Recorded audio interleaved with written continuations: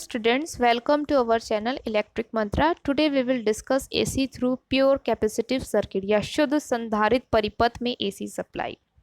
जैसा कि इससे पहले हम लोग ने लेक्चर में पढ़ा था कि अगर AC सप्लाई किसी रेजिस्टिव सर्किट में या रेजिस्टिव लोड में देते हैं तो करंट में क्या चेंजमेंट आते हैं, और अगर प्योर इंडक्टिव सर्किट में अगर हम AC सप्लाई दे रहे हैं तो करंट में क्या चेंजमेंट आते हैं। अब यहाँ पे हम कैपेसिटिव लोड को लेके कर रहे हैं कि अगर हम किसी कैपेसिटिव लोड को AC सप्लाई दे रहे हैं तो करंट में क्या चेंजमेंट आएंगे। चेंजमेंट का मतलब है करंट कैसी उसके अंदर फ्लो करेगी। तो जैसे कि मैंने यहाँ पे एक सर्किट दिखाया है, यहाँ पे कैपेसिटर कनेक्ट करा है, उस कैपेसिटर को मैंने AC सप्लाई दी है। घरों में आपकी कौन सी सप्लाई आती है? AC सप्लाई आती है। AC सप्लाई को हम प्रत्यावर्ती राशि भी बोलते हैं। AC सप्लाई या प्रत्यावर्ती राशि की अगर हम वेवफॉर्म देखना चाहें तो वेवफॉर्म किस फॉर्म में आती है? इस तरह की वेवफॉर्म बनती है। अगर हम CRO में जाके देखेंगे प्रत्यावर्ती राशि या AC सप्लाई की इक्वेशन तो इस तरह से दी जाती है। इस इक्वेशन को हम मैथमेटिकली भी रिप्रेजेंट कर सकते हैं, और मैथमेटिकली अगर इसकी इक्वेशन लिखना चाहे तो क्या होगी? Vm sign omega T. अगर वोल्टेज की बात करें और करंट की बात करें तो Im sign omega T.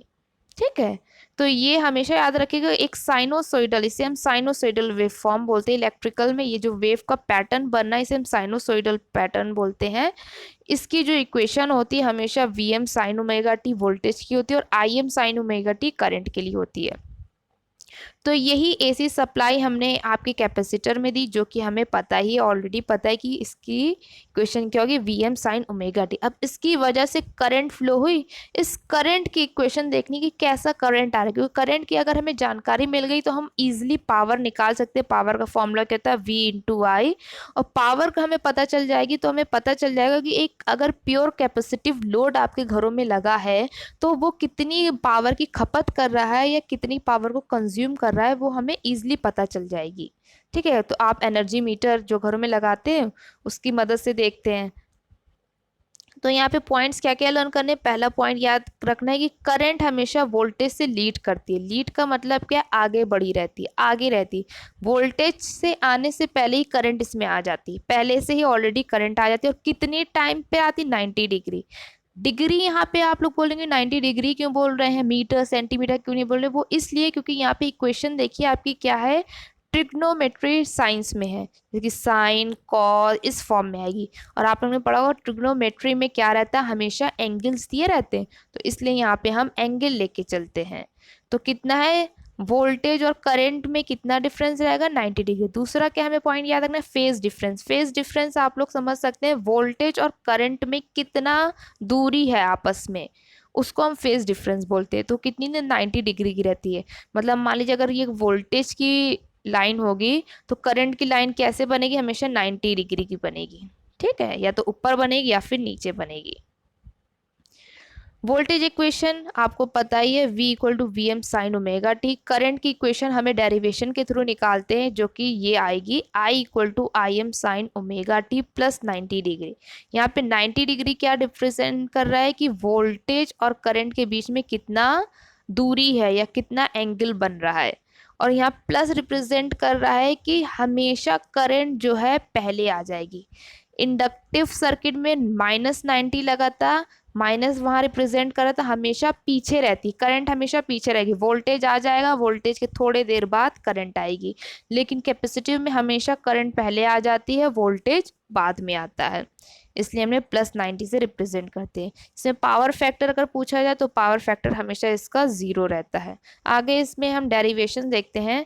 Derivation क्या है कि मान लीजिए ये कैपेसिटर लगा है आपके सर्किट में और यहाँ से आप AC सप्लाई दे रहे हैं, तो इस कैपेसिटर में जो भी करंट फ्लो होगी, यहाँ से आपने करंट दी, अब ये करंट जाके कैपेसिटर में जाएगी। इस कैपेसिटर में जो भी करंट जाएगी उसकी इक्वेशन क्या बनती है? हमेशा I equal to D Q upon D T.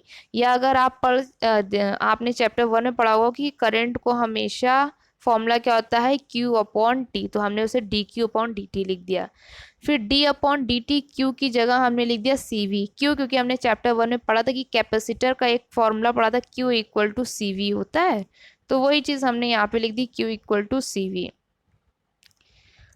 सी हमने बाहर निकाले, D V upon D T कर दिया। अब again I equal to C D V, ये वी की जगह हमने क्या रख दिया, वोल्टेज की इक्वेशन रख दी, V M sine omega T. C V M हमने बाहर निकाल लिया, D upon D T sine omega T. अगर आपको डिफ्रेंसिएशन का फॉर्मूला याद हो तो D upon D T sine omega T का फॉर्मूला होगा ओमेगा कॉस ओमेगा टी। तो वही चीज़ हमने यहाँ पे लिख दी है, तो आपका क्या हो गया, E C V M omega cos omega T.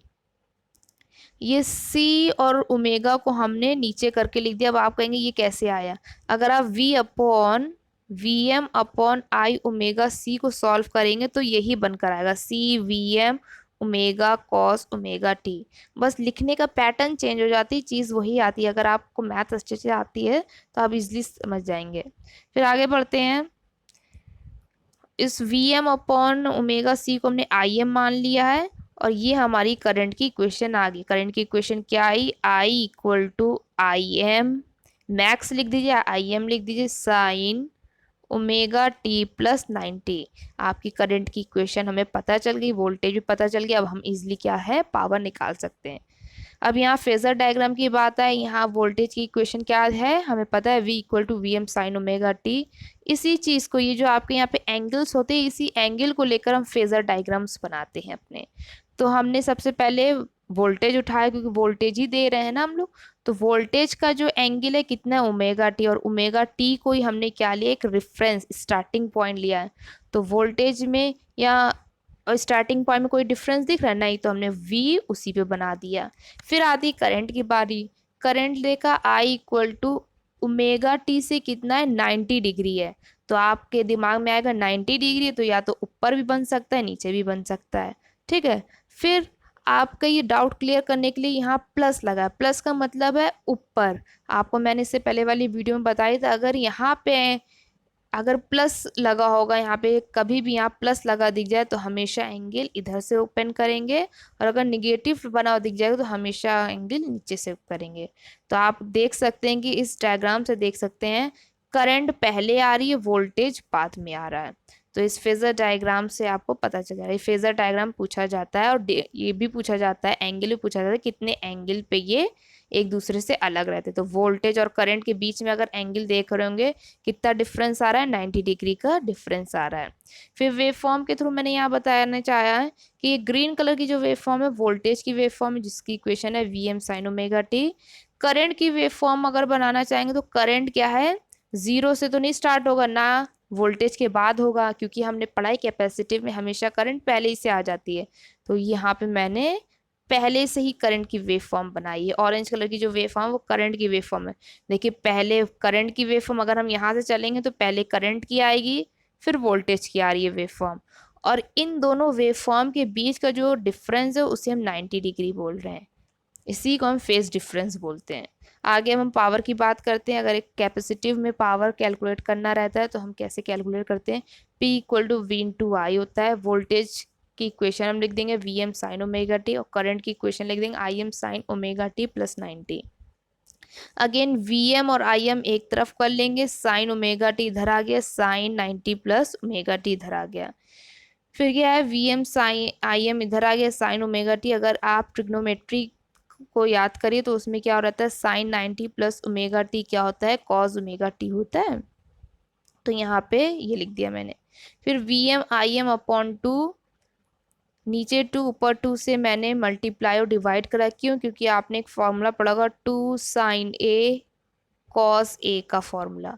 तो यहाँ पे वो फॉर्मूला बनाने के लिए हमने 2 की चाहिए, 2 की ज़रूरत है, तो हमने एक नीचे 2 एक ऊपर 2 से डिवाइड और मल्टीप्लाई कर दिया ताकि हमें फॉर्मूला मिले। जब वो फॉर्मूला बन गया तो हमें आपको क्या मिल गया, साइन 2 ओमेगा टी वैल्यू मिल गई। लेकिन हमें पता है, अभी आपको यहाँ ये चीज़ समझ में नहीं आएगी, लेकिन आगे मैंने लेक्चर्स बताई कि एक साइनोसॉइडल वेवफॉर्म का एक कंप्लीट ये एक साइकिल हो रही है। इस कंप्लीट साइकिल का जो एवरेज वैल्यू होती है या औसतन वैल्यू होती है वो हमेशा ज़ीरो होती है। तो यहाँ साइन क्या है, ज़ीरो हो जाएगा, तो आपका ये पूरा का पूरा टर्म क्या है, ज़ीरो हो जाएगा।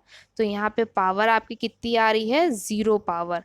तो आपको क्या पता चल गया कि एक कैपेसिटिव लोड अगर लगा होगा तो वहां पे जो जीरो पावर की खपत हो रही है, वहां पे कोई पावर नहीं जा रहा है, पावर लॉस नहीं हो रहा है।